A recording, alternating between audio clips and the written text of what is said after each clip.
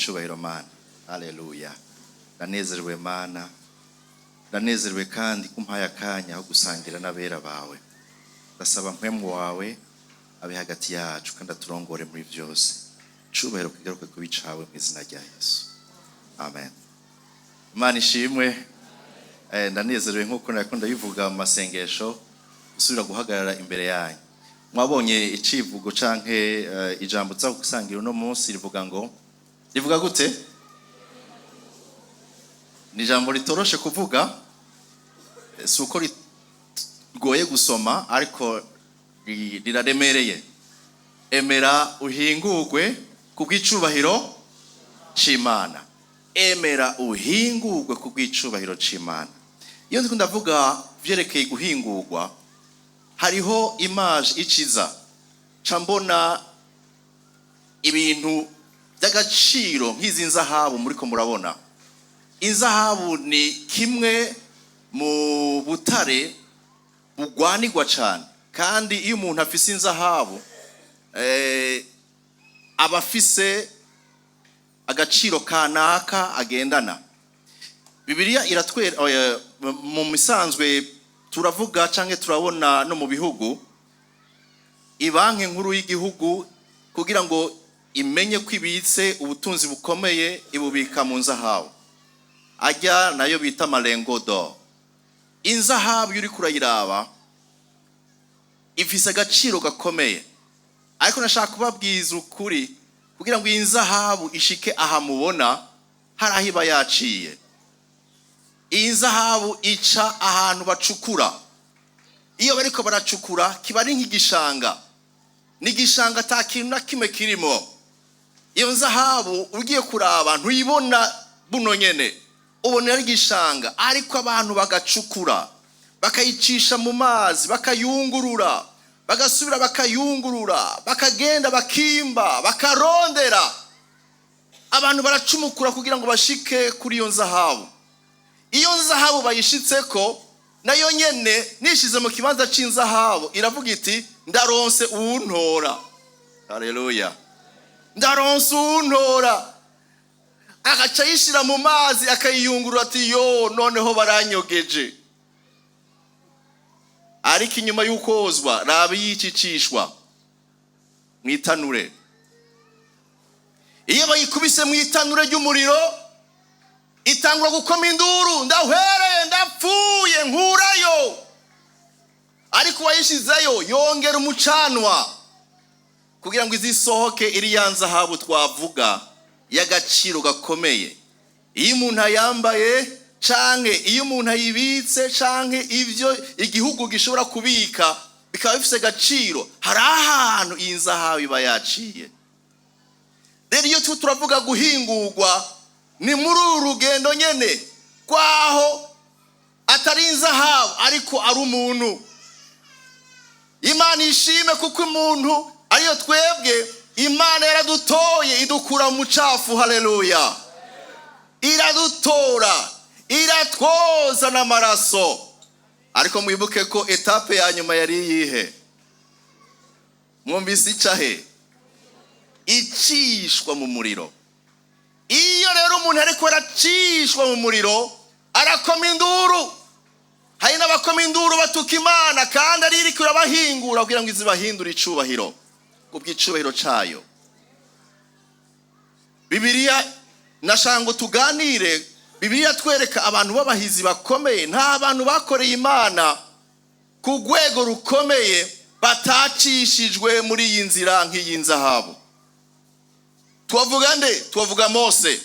Mose yari yakuze neza, yakuriye ibwami, ariko Imana imucisha mu bugaragwa amara imyaka 40, ariko yigishwa n'Imana kugira ngo azaje gukora igikorwa Imana yamuhamagaye cyo gukura abana b'Isirayeli mu Egiputa abajana mu gihugu c'isezerano. Yabanje guca mu itanure ryo guhingurwa.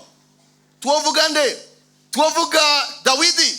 Dawidi yakuze ari umwana azi guhimbaza, yibera inyuma y'intama agahimbaza Imana, ariko igihe gishitse Imana imuha kugwanywa, agwanywa n'abategetsi. Umwami Sawuli aramugwanya, ariko ntiyigeze ahindura umutima wiwe, ko umutima wiwe urumatanye n'Imana. Imana iramuhingura imushira mu kibanza ca Sawuli. Twavuga nde? Twavuga Yosefu atabwa nabi wabo, bamugirira ishari, bamuta mu kinogo, abagenzi bariko bararengana, baramutora, bamudandaza mu mahanga, ariko aho yariko ashigwa mu itanure, ashigwa mu ibohero, ariko bandanya hingurwa kugira ngo azabe umushikiranganje wa mbere wa Egiputa, ari umunyamahanga. Ngira mugenzi ati emera uhingurwe. Uyo muntu ntumurabe nabi, nije nabivuze. Emera uhingurwe. Kweri kimvuze emera, nuko iyo uri kurahingurwa ntivyoroshe kwemera, ntivyoroshe kwakira, ntivyoroshe kwemera. Uno munsi ndashaka ndabaganirize ku muntu umwe yitwa Yakobo. Turasoma muri Esayi igice ca 43 umurongo wa mbere. Esayi 43 umurongo wa mbere. Umvirize ingene havuga.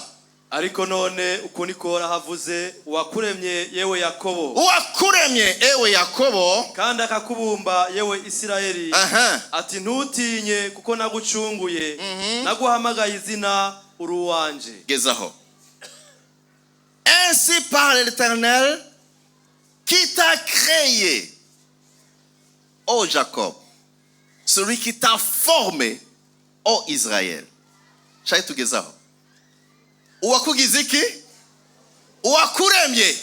Yakuremye urinde? Yakobo. Uwakuremye Yakobo. Ariko uwakugize iki? Uwakubumbye. Mu Kirundi ni uwakubumbye, muga mu Gifaransa uwaguforomye. Gifaransa cyo mu muji. Uwaguforomye ewe Isirayeli. Yarakuremye uri Yakobo, ariko araguforoma, araguhingura, araguhindura ucika Isirayeli. S'abantu babiri n'umuntu umwe.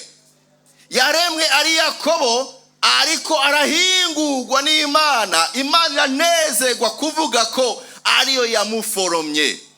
Imaze kumuforoma ahinduka nde? Isirayeli. Haleluya. Hari ukuremwa, hariho no kugira iki? No guhingurwa. Hari ukuremwa, hariho no guhingurwa. Iyo waremwe ntuvuge ngo birarangiye. Menya ko uwakuremye aragufitiye ikindi kibanza cyo kukugira iki? Cyo guhingura. Emera uhingurwe kubw'icubahiro c'Imana. Uwakuremye aragukunda, ariko nahagukunda ntagushaka kuguma mu gitaka, ashaka kuguhingura, arakoza, araguhingura, ariko kandi aranagucisha mu itanure kugira ngo aza gupresent Imana uyihesha icubahiro. Abavyizera haleluya. Ngaha ndavuga cyane ijambo rivuga ngo narakuremye ewe Yakobo, mugabo sinashatse kugumuri Yakobo. Reka tuvugane gato kuri Yakobo. Itanguriro 27. Itanguriro 27. Twumve Yakobo uwari we. Twumve Yakobo nico yakora. Badusomera umurongo wa mbere. Isaka ashaje, amaso yiwe asigaye abona ivyijiji, ahwihwisha gusa, ahamagara imfura yiwe Esawu. Isaka ahamagara imfura yiwe Esawu, atewe mwana wanje, aritaba ati sabwe. Aramubwira ati raba ndashaje, sinzi umunsi urupfu ruzompitana. Noneho rero niwakira ivyo uhigisha, isaho yawe yo guhiga n'umuheto wawe, ugende mw'ishamba uhige, undonderera akanyama. Shakugezaho. Umuvyeyi arashaje. Isaka afise abahungu babiri w'amahasa, batanguye intambara bakiri mu nda. Uwa mbere Imana iramuhamagara ati Esawu. Umuvyeyi we ntirakibona, ntiyashobora kubonesha amaso, yarashaje gose, ariko yifuza gusiga ahezagiye umwana w'imfura. Arahamagara Esawu ati Esawu, ndaguhamagaye, ingo ugende undonderera ico mpigira, untekere, hanyuma uze ndaguhezagire. Inkuru muzoyisoma mu ico gice cose ivuga ngo nyina wa Yakobo ariwe nyina wa Esawu yumva ivyo bagomba bakorere Esawu, agenda mu matwi ya Yakobo aramubwira ati erega nawe kwagiye kure reka ndagutekere hanyuma ugende umushikirize ntaza kukubona. Umwana ati none mama niyumva nahijwi ryanje oya ntaza kukubona, none niyasaba kunkora ko aza kubwenza gute? Ndaza kukwambika urushato rw'intama kuko Esawu yari afise ubwoya bwinshi, kandi ndakwambika n'impuzu za Esawu kugira ngo niyamotegwa amotegwa impuzu za Esawu. Bapfundika ikinyoma cyo kwiba iki umugisha. Bapfundise ikinyoma cyo kwiba umugisha, erega byarakoretse. Esawu agiye guhiga, ariko Yakobo atekewe imfungurwa na nyina, aragenda ashika imbere. Somo 15. Rebeka yakira imyambaro myiza ya Esawu imfura yiwe, yo yari afise mu nzu, ayambika Yakobo ari we butoyi. Ayambika Yakobo butoyi, kandi ashira isato zazasuguruza impene ku bikonjo vyiwe no kwizosi hatagira ubwoya. Amwambika no ku maboko ubwoya. Ahereza uwo mwana wiwe Yakobo za nyama zicumvye n'umutsima yacumvye. Usha ku 17. Simbira ku 19. Yakobo yishura se ati ni jewe Esawu imfura yawe. Nashitse ni jewe Esawu imfura yawe. None ni Esawu. Nakoze ivyo wambariye. Nakoze ivyo wambariye. Ese vyuka wicare uje kuvyo nahize kugira ngo mpezagire. Mpezagira nashitse. Bandanya gusha ku 27. Isaka baza umwana wiwe ati ko waronse n'ingoga mwana wanje. Bigenze gute kuje kare? Ni kuko Uhoraho Imana yawe ampaye kugira ikiganza ciza. Avuze Imana. Isaka barira Yakobo ati ehigira hino mwana wanje ngukorakore menye kuri Esawu mwana wanje koko canke gutariwe. Bari babizi. Nuko Yakobo yegera se wiwe Isaka amuhaye amaboko, aramukorakora aravuga ati ijwi ni rya Yakobo ariko ibikonjo ni vya Esawu. Umviriza, ijwi ni ryande ariko nkoze ku bikonjo numva rinde ntiyamenya uwo ari we. Rindira gato, mbariza mugenzi ati hajya wewe urinde. Hari abantu iyo bariko baravuga wumva amajwi araba Kristo, ariko bagenda kuraba ingene babayeho kumengo uyu n'umupagani. Yes, ashimwe. Siko yavuze Yakobo, yavuze ngo Imana yangiriye neza irandonsa. Yavuze iki? Uhoraho Imana yawe ampaye kugira ikiganza ciza. Imana yampaye ikiganza ciza. Uvuga nk'umukristo, ariko ivyo ukora bisa n'ivyo abapagani badateye amazi. Bandanya. Ntiyamenya uwo ari we kuko ibikonjo vyiwe vyari ku bwoya nk'ivya mukuru we Esawu. Se arazazanirwa ntiyatahura ibiko biraba. Nuko aramuhezagira. Aramuhezagira. Aramubaza ati mbegure Esawu mwana wanje koko? Arabisubiramwo, uriwe? Aramwishura ati ndiwe. Ndiwe. Aramubarira ati vyigize hino nanje ndiye kuko kuvyo wahize mwana wanje kugira ngo ndaguhezagire. Ugaruke ku 27. Arabimwegereza arajya amuzanira umuvinyu arashoza. Maze se wiwe Isaka aramubarira ati nyegera mwana wanje ungumbire. Aramwegera, ashaka kumva kamoto, aramugumbira. Yumva ubutamirane bw'imyambaro yiwe. Aramuhezagira ati ubutamirane bw'umwana wanje umeze nk'ubw'umurima Uhoraho yahaye umugisha. Shaka kugeza atangura kumuhezagira. Ariko ahezagira nde? Yategezwa guhezagira nde? Iki kintu yakoze camuzaniye ingorane. Kuko Esawu agarutse agasanga bahejeje, yabwiye Yesu ati data ndashitse mezagira. Aturinde. Ndi Esawu ndashitse. Yo mwana wanje umugisha wose meje kuwutanga. Haca havyuka ikibazo hagati ya Esawu na Yakobo. Esawu agomba kwica Yakobo. Yakobo acarahunga aja kure. Iyo yagiye guhungira yagiye kwa Labani. Iyo yagiye ntiyerewe kuko yaraheje kwiba umugisha. Nta ushobora kwiba umugisha ngo agire amahoro. Ntushobora kuba mu byo wivye ngo ugire amahoro. ntushobora kurondera umugisha wivye ngo ugire amahoro. Ndabivuge gute? Yakobo iyo yagiye akorera Labani, aramukorera hama hagera igihe ashima umukobwa wa Labani yitwa Rakeli, yari umwana wa kabiri, umukuru yitwa Leya.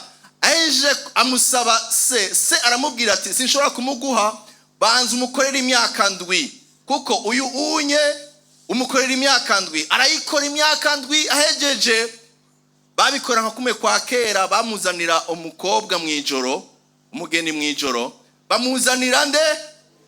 Yakoreye Rakeli, bamuzanira Leya. Leya ntiyamukunda, agize gutya mu gatondo asanga ari kumwe na nde? Na Leya. Abwira sebukwe ati wangiriye ibiki? Sebukwe ati ntibikunda, umutonya nashobora guca kuri mukuru. Nimba ukeneye uyu muto mukorera iyindi myaka. Akoreye umugore imyaka ingahe? Aha, ni bande ngaha misore n'inkumi ngaha? Kubera iki? Yibuke yagiye yivyiki. Akoreye umugore imyaka 14. Baje kumuha umugore wiwe wa kabiri, barabana, itunga giwe bamuha inka yari afise nazo. Sebukwe nawe nyene abona yatunze, abansi ibintu byinshi, nawe nyene arazimwaka. Hagera igihe Yakobo yumva ararushe, amaze imyaka myinshi agwana arondera umugisha, ariko ararushe. Umugisha ndiko ndarondera nawe mbona ndarushe. Avuga ati ndasubiye iwacu, ndagiye gusaba imbabazi, ndagiye kubwira Esau imbabarire. Afata ubusho bwiwe bwose, afata n'abagore n'abana, burira ingamiya, baragenda. Hagera ahantu, Bibiri tubwira ngo hagera ahantu, adusomere muri Genèse 32, agera ahantu ku murongo wa 25. Genèse 32. Uwo mugabo abonye yuko atamushoboye, baturindire. Agera ahantu, Bibiri tubwira ngo agera ahantu ashika ku rubibe, afata ibyo yari afise byose arabirungika, arungikira Esau ati ehe namakado ndakurungikiye, unyemere unyakire. Ariko asigara wenyene ngo kumugezi, muzohasoma mu Itanguriro 32, ngo asigara wenyene. Yasize byose, yatanze byose, ngo ariko agenda yiherera wenyene, atangura kwiyumvira kubyerekeye umugisha wiwe. Yibuka ingene yivye, yibuka ingene ari gisuma. Muri uwo mwanya nyene wo kwiherera niwo mwanya yarimwo wo kwihana. Ndakwifuriza kwihana. Igihe Imana iguhishuriye ikintu kitagenda neza, ndakwifurije kwihana. Uwo mwanya ari wenyene atangura kwicuza, atangura kwihana, arihana, acagendegwa n'umumarayika. Haleluya. Imana imaze kubona kwihana kwiwe, agendegwa n'umumarayika. Umumarayika amaze gushika, Bibiri tubwira ngo banigana ijoro ryose, banigana. Yakobo avuga ngo ndashaka umugisha, umpezagire. Gaundi ntiwahezagiwe? Oya, simfise umugisha. Nitahuye ko ivyo mfise nivyo nivye, ndakeneye umpezagire. Baranigana ijoro ryose, baranigana. Bakiriko baranigana, soma handi 25 havuga ngo uwo mugabo abonye yuko atamushoboye, uwo mugabo cyangwa umumarayika abonye ko adashoboye Yakobo, akora ku ngingo zifatanya ifyinga n'itako rya Yakobo, akora ahafatanya ifyigo n'itako, imerero ry'itako ryiwe rirahinyagara bakiriko baranigana. Aramukora ku mutsi arahinyagara bakiriko baranigana. Uwo mugabo aramubarira ati ndekura kuko umutwenzi utambitse. Ndekura harageze ko ngenda. Aramwishura ati sinkurekura utampezagiye. Nawe aramubaza ati witwa nde? Umviriza rero. Ati ndi Yakobo. Imbere yo kumuhezagira abanza kumubaza ati ndi Yakobo. Witwa nde? Aramubarira ati banzurindire. Ubwa mbere yagiye imbere ya Sarondero umugisha yitwa nde? Aramubaza ati none ko ukeneye umugisha witwa nde? Uracitwa? Uracari? Uko urahinyanyura. Hariyo n'akandi kajambo basigaye bakoresha uriko ura tekinika uracariko urahinyanyura. Witwa nde? Aravuga ati Jesi nsubira kuvuga ko nitwa, kuko izina ryanje ndarizi, nitwa Yakobo. Yakobo ryasigura umusuma. Ndihanye, ndemeye ko nivye, naranyaze, ubu sindabihakana, ndavyemera. Aramubaza ati witwa nde? Nitwa ndihanye, kare navuze ko nitwa Isau, mugabo mu bisanzwe naniganye igihe kirekire, naniganye kuva nkiri munda. Bariza mugenza atajya waniganye ukiri munda. Naniganye kuva nkiri munda, arakubita ingumu Isau, nibaze ko ari we ntwaye umugisha, ndarondera ingene ndamucako, ndabishobora, mugabo ndiko niganira ubusa, ndihanye, ndi musuma. Aramubarira ati ntuzosubira kwitwa Yakobo, ko wihanye ntuzosubira kwitwa Yakobo, ariko wiswe Isirayeli. Haleluya! Kuko waniganye n'Imana n'abantu ukanesha. Ndaguhaye izina Isirayeli. Isirayeli nuwagendanye n'Imana, nuwagwanywe n'Imana, nuwagwaniwe n'Imana. Ndakwifuriza guhinduka izina, mugabo urahingurwa. Haleluya! Amwita ya Isirayeli. Ko wihanye ukimenya uriwe, ubu nanje ndakwise umugisha. Uzoguhezagira nawe azogira iki? Azohezagirwa. Kandi nawe uzohezagira azohezagirwa. Kuko wihanye, urugendo rwose warimwo wari kuranigana, umugisha wawe wa vrai nturi mu busuma, nturi mu kwiba. Bibiliya ivuga ngo umugisha uhoraho ugira iki? Uratungisha. Bwa wundi hari wundi mugisha udatungisha. Bariza mugenza ati n'uyuhe? Nuwo wivye. Urashobora kumara imyaka unezerewe ko ibi warabaciyemwo, warabikoze, hari ibyo wakoze ntibabibonye, canke je ndazi ubwengesha, ndazi ubwenge, ariko uzobura amahoro, uzonanirwa. N'Imana yugare neza, ishireko na kadena, urufunguruzo irushira ahantu udashobora kurutora, gushika ushitse ahantu ha wenyene. Yakobo ari wenyene, atangura gusura kwiyumvira ivyo ubuzima bwiwe bwose, arihana. Amaze kwihana, nimunyereke image nziza ingene yasuye kubonana na Esau. Yasuye kubonana na Esau, amusaba imbabazi.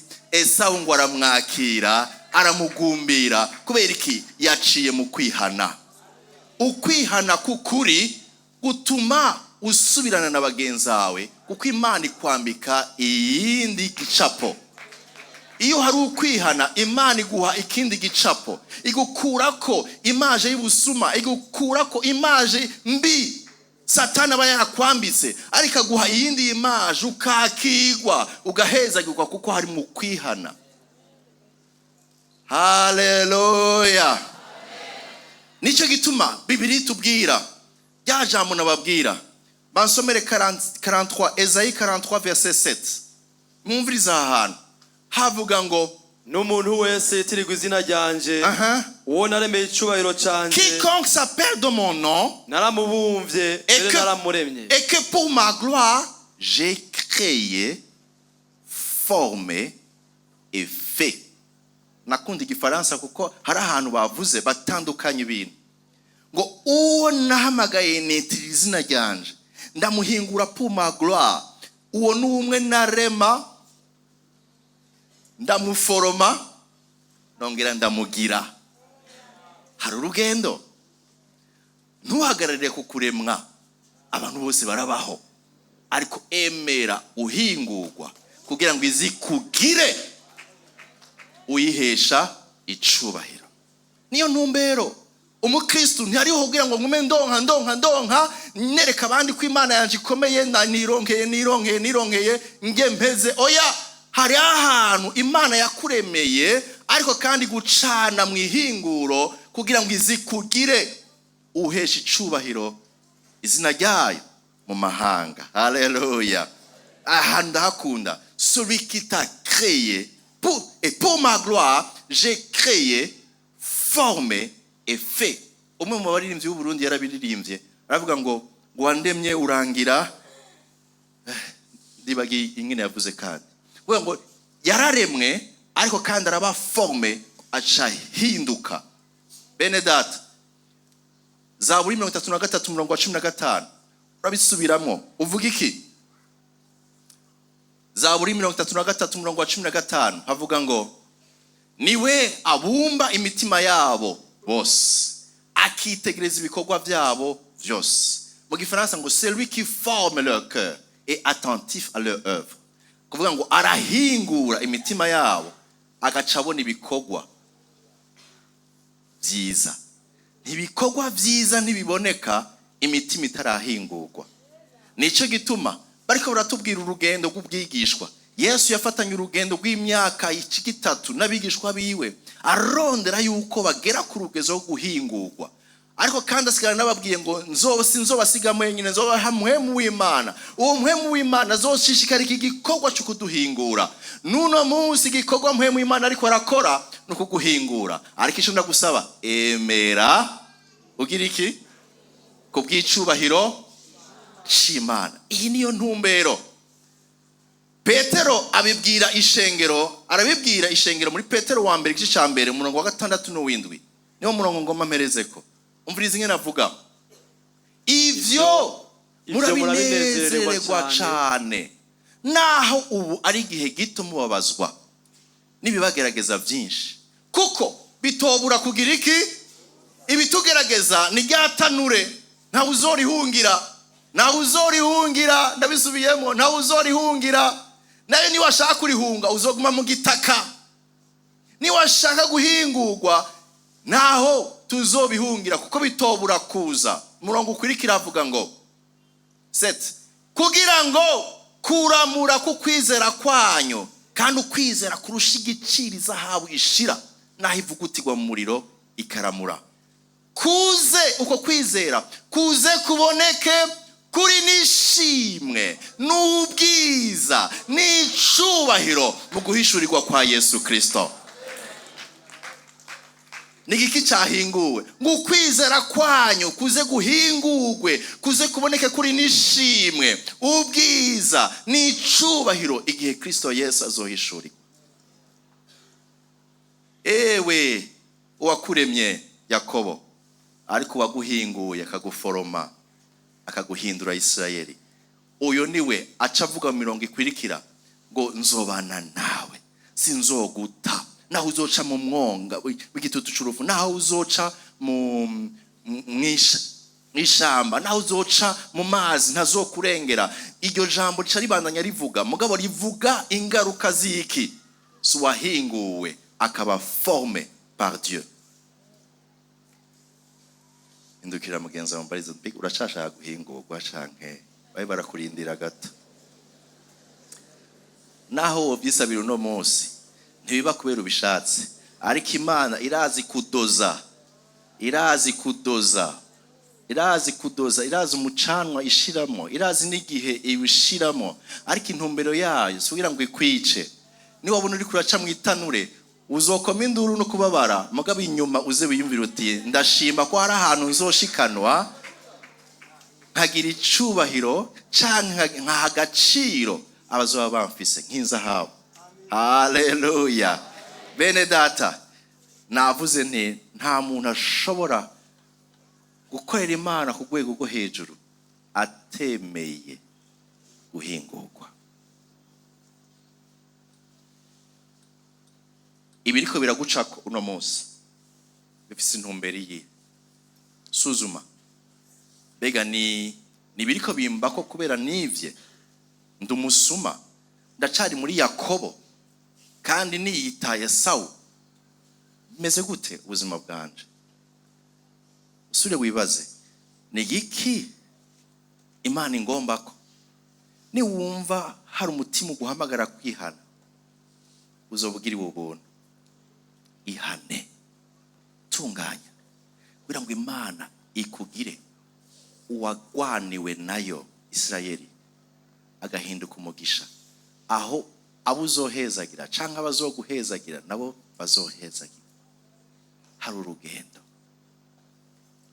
Ndibuka umugenzi umwe tukiri imisore, hari umugenzi umwe yigeze guca mu bihe bigoye cyane, twarabana twasengera mu shengero rumwe, turi kumwe mu ishengero aca mu bihe bigoye, araza arambwira ibibazo yari aracamo, kandi yari aca mu bihe bigoye by'ukuri.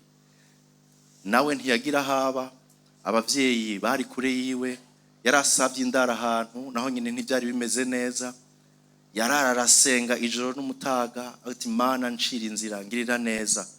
Araza arambwira umunsi umwe ati amen, numva ndiko nca mu bihe bigoye ibi nibi.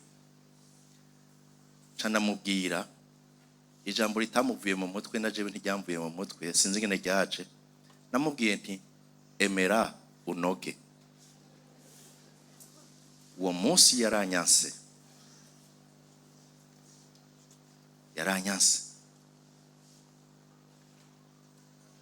Sinzi iyo ryavuye iryo jambo, ariko byaheze neza, kuko mu nyuma yarambwiye ati wantahuje yuko kugira ngo mbe neza hari ahantu Imana icisha. Uno munsi n'umugenzi arongoye ishengero kandi rigenda ritera imbere muri Kenya. Hari ahantu yacishijwe, hari urugendo yacishijwemo.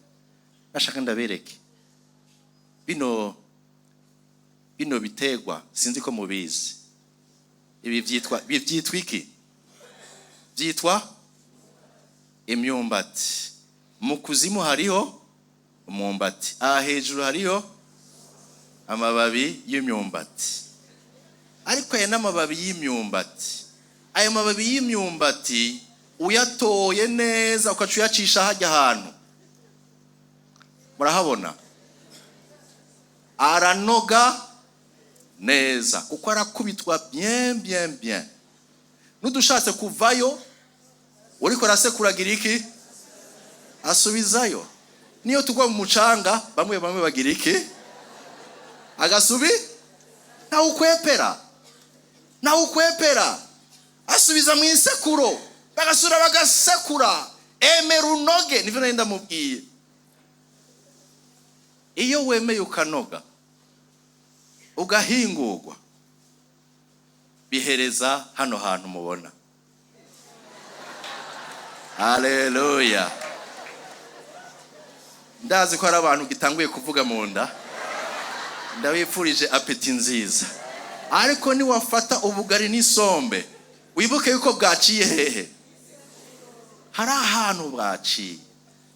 Abaza kugirirwa ubuntu bakabushikira, muze kwibuka yuko hari ahantu bwaciye, kandi ivyo bishobora kuba n'ubuzima bwawe, kugira ngo isi izi kugiye kwivyamwa.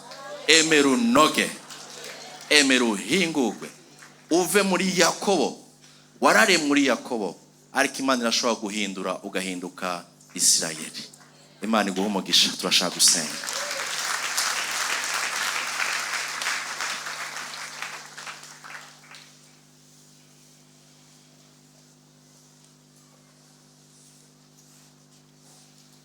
Aka kanya keza ni nka kakandi Yakobo yararimwo yiherereye ari wenyene, ariko aririmbura asubiramo yiyumvira, mbega hajya ubuzima bwanje bwabayeho gute, byatanguye gute, nabayeho gute, kubera iki ibi bintu, mbega bivuye kuri jewe nivye dumusuma, hari icyo nkeneye kwihana, canke n'Imana iri kwirampingura.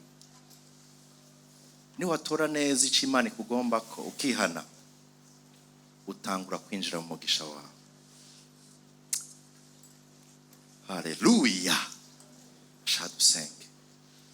Imbere yo gusenga ngo Imana iduhingure, ndashaka kukubwira ngo ntibishoboka utihanye ngo wakire Yesu nk'umwami n'umukiza. Bishoboka ko umaze igihe kirekire wumviriza ukwirikira abakizwa cyangwa ukunda gusengera aho bari, ariko ibyo ntibiguha ubugingo budashira. Ndashaka gutumirira nimba uri hagati yacu ushaka gutanga urugendo rwiza na Kristo Yesu, umuha ubugingo bwawe, wihane wongere wizere ko ari we wenyine ashobora kuguha ubugingo budashira.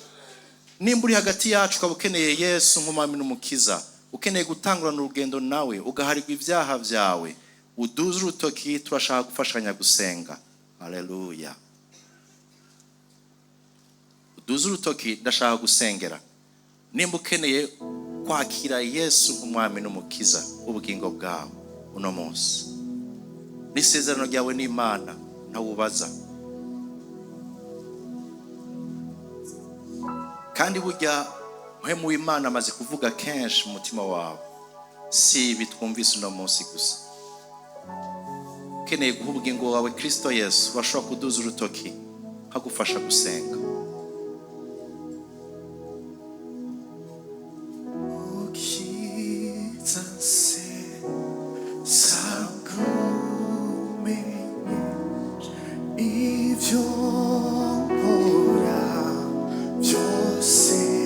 Hari icyo Imana ikubwira.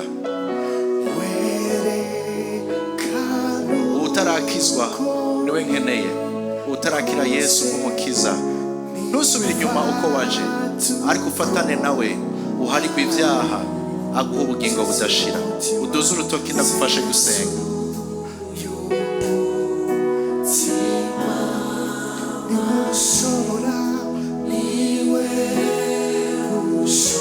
Ndabasabe twese duhaguruke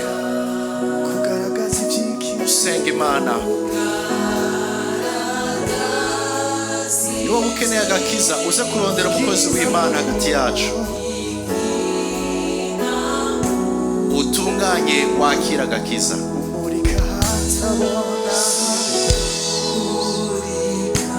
Ndashaka ngo dutahure icyo tugiye gusengera. Ibyo abakira agakiza twabihejeje, ubu tugiye gusubira indani muri twebwe. Haleluya. Subira indani muri wewe. Niba wumva ko ari ahantu bitameze neza, nta mahoro iyo uri mu byaha, nta mahoro iyo udashaka gutunganya, nta n'umugisha w'Imana uronka. Nakaryo keza kubwira Imana ati Imana ndi hano, ndiko ndirimbura, mbabarira, ndashaka gufata urugendo rwiza ndi kumwe nawe. Ndemeye kandi ni wowe ushaka kumpingura, mpingura kugira ngo nzi ndaguheshe icubahiro. Sabe Pastor Anakri azi hano adusengere nk'ishengero kugira ngo Imana iduhingure. Turashaka kujana, ariko igihingisho yaza ahantu akumubona. Yakobo yarabonye hari ikibazo, arihana. Ucyufi munyongazi y'Imana, watura imbere y'Imana, uhagarike.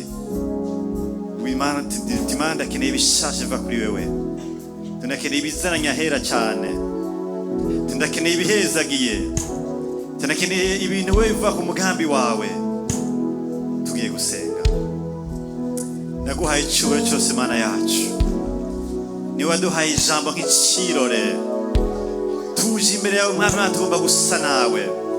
Mwowe yamenye kera yabatoranyije gushushanywa ari so y'Umwana wa Yesu Kristo. Turamugira ya mahoro yari muri wewe, turamugendera muri kwa kwera kwawe, turamugendesha na mpemu wawe. Turasinzirwa n'akazikira, turasa amanyanga n'ukwiyo gutandukanye, turasa ubwoko bwose bumara amazi izina ryawe. Dore ko kwizera Mana, dore ko kwizera, dore kwizera umugambi wawe hejuru yacu. Turinde kwigwanira, dore kwatura kuzima kuvi wawe mu ijambo ryawe. Ahari ubwoba Mwami, turimitse wewe. Ahari kwiganyira bigatuma dukora ibitokozwe, turimitse wewe Mwami Mana. Ngo niwe ukuranye imyanya n'ibihe, niwe ukuranye imyanya n'ibihe, niwe uduhingura kubw'intumbero nziza kuri twe no kuri wewe Mwami. Ndakwetse umuntu wese Mwami ariko aratakamba, avuga ati mparira, ati sinzosubira. Mana umanukire mu bwiza bwawe, umweze umutunganye, umwezesha amazi ry'ijambo ryawe mu izina rya Yesu Kristo, maze ubushobozi bwa mpemu, ubwiza buhebuje bumanukire, ubucafu bwo mu byumviro busoke, ibyumvirwa bibi bisoke, aho icyaha cimye kirandurwe mu izina rya Yesu Kristo. Yesu, tuguhaye kwihana kwacu, tuguhaye imitima yacu, tuguhaye ingo zacu, tuguhaye abana bacu, tuguhaye abo twubakanye mwami, bose turaguhaye n'abawe mu izina rya Yesu. Ubakunda kuturusha niwe ubajejwe mu izina rya Yesu, ubatunge, turakwizeye Mana. Turakwereka aho tutaraharira, aho dutuma urutoki, abo twararaje, abo twakuye ku impuzu, uduharire mu izina rya Yesu Kristo. Abo twatumye babona uko batabonwa, mu izina rya Yesu uduharire, ariko ubuntu bwawe bubagarukeko, butugarukeko twese Mana.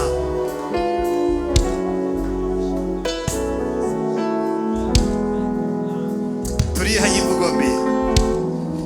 imvugo mbi, inzigo y'ubwoko butandukanye. Turakwizigiye Mana, nakwetse umuntu wese ariko arasenga, ubwiza bwawe usure wihishurwe muri we Mana. Présence y'Imana ibe kuri we, la force du Saint-Esprit, ubushobozi bwa mpemu yawe muri we buhinguwe, nawe uhabwa ijuru byose Mana. Urakoze Data wo mw'ijuru, urakoze ko wakira gusenga kwacu, ugiye kutuba hafi, ugiye kuduhagurutsa mu izina rya Yesu, ukatwita ayandi mazina mu izina rya Yesu, ukaduhingura ku byo dushaka ko Mana. Turagushimiye cyane Mana muri byose, turakomeye amashyi nka Data wo mw'ijuru, tuvuga ngo tugire neza ibihe byose.